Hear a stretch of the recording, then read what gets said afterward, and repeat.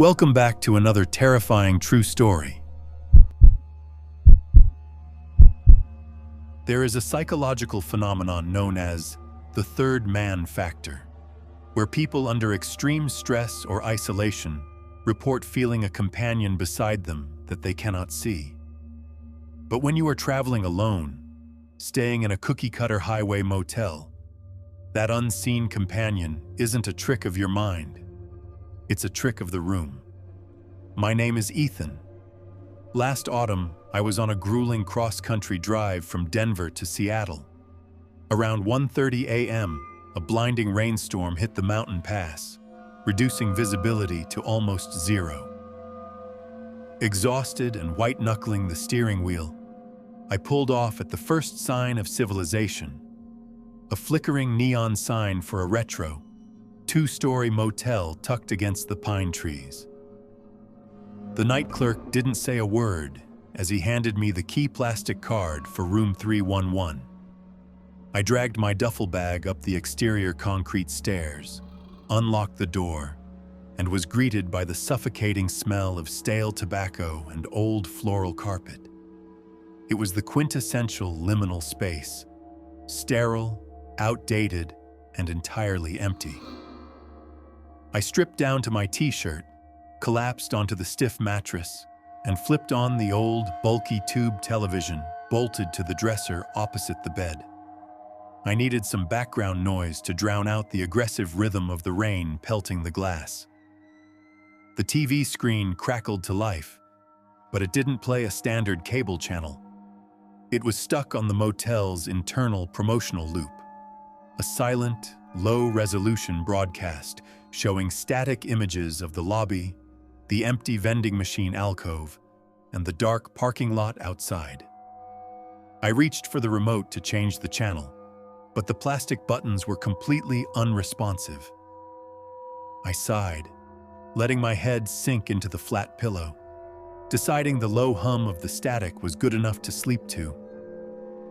I was right on the edge of consciousness when the TV screen violently glitched. The silent promotional loop cut out, replaced by a grainy black and white video feed. The camera angle was high up, casting a wide, fisheye distortion over a dimly lit motel room. I saw a king-sized bed, a generic landscape painting hanging crookedly on the wall, and a wooden dresser. I sat up, my heart doing a slow, heavy thud against my ribs. I looked around my room, then looked back at the screen. The room on the television was an exact replica of room 311. The camera angle was broadcasting from the exact upper corner of the ceiling, right where the crown molding met the corner of the wall. I slowly looked up at that corner in my actual room, but it was pitch black. I couldn't see a lens. I looked back at the screen, and my breath completely caught in my throat. Lying on the bed in the video feed, clutching a television remote, was me. The video wasn't a pre-recorded loop. It was a live, high-definition closed-circuit feed of my exact movements. I raised my left hand. On the screen, the digital version of me raised his left hand a fraction of a second later. Then, the feed glitched again. A thick band of digital noise rolled down the screen, and when the picture cleared, the live feed had changed. I was still on the bed, but I wasn't alone anymore. Sitting perfectly upright on the very edge of the mattress, right beside my feet, was a figure. It was a man, impossibly tall, wearing a dirt-stained vintage wool suit. His body was completely motionless, but his head was turned at a sharp, painful 90-degree angle, staring down at my sleeping face. His skin looked like wet paper, and his jaw was unhinged, hanging open in a silent, static scream. My body went completely rigid. I didn't move a single muscle. In reality, the edge of my mattress felt completely empty. There was no weight shifting the springs, no sound of breathing other than my own shallow gasps. But on the television screen, the tall man slowly began to crawl up the bed toward me. He didn't move like a human. He slid across the sheets like an insect, his long, disjointed limbs twisting awkwardly as he dragged himself closer and closer to my digitized torso. I used the TV screen as my eyes, watching the monster inch toward me in the video, while my actual body remained paralyzed in the dark room. The creature stopped when its face was mere inches from mine on the screen. It raised a long, skeletal hand, its filthy fingernails hovering just above my eyes. Suddenly, a line of text typed out across the bottom of the television screen, mimicking emergency broadcast system subtitles. "Do not look away from the monitor.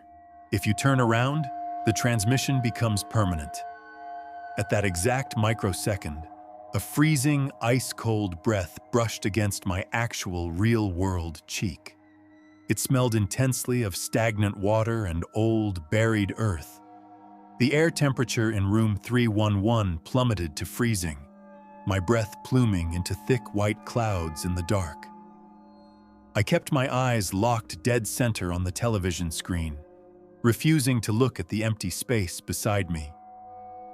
On the monitor, I watched the creature slowly lean down and whisper directly into my ear. And in reality, a raspy, grinding voice echoed right inside my eardrum, so loud it vibrated through my skull. "Thanks for checking in." The TV screen violently exploded in a shower of sparks and shattered glass, plunging the room into absolute pitch-black silence. Driven by pure survival instinct, I didn't grab my shoes or my duffel bag. I bolted out the door, tumbled down the concrete stairs into the pouring rain, and climbed into my car. I floored the accelerator, tearing out of that motel parking lot and driving straight through the night until the sun came up over the interstate. I never go to motels anymore, but sometimes, when I'm staying in a high-end hotel and the television screen briefly flashes with static before turning on, I find myself staring at the corner of the ceiling, wondering if the channel is about to change. Double tap if your chest just tightened. Share this with someone who travels alone, and hit that follow button right now so you never miss another midnight nightmare.